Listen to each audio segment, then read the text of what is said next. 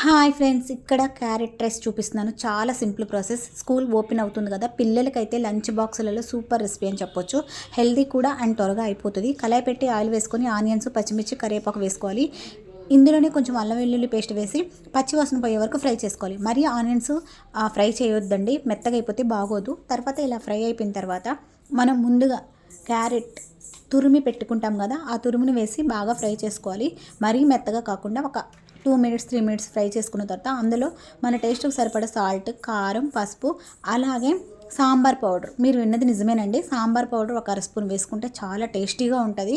నేను కూడా ఈ వీడియోని చూసి చేస్తున్నాను. చాలా వీడియోస్ చూసిన తర్వాతే చేస్తున్నాను, ఫస్ట్ టైం చేస్తున్నాను. తర్వాత ఉడికించిన రైస్ని వేసుకొని అందులో కొంచెం నెయ్యి వేసుకొని అలాగే లెమన్ ఉంటే లెమను, అలాగే కొత్తిమీర వేసేసుకుంటే ఎంతో టేస్టీ అయిన సింపుల్ ప్రాసెస్లో త్వరగా అయిపోయే లంచ్ బాక్సులలోకి పిల్లలకి క్యారెట్ రైస్ రెడీ. నచ్చితే లైక్, షేర్.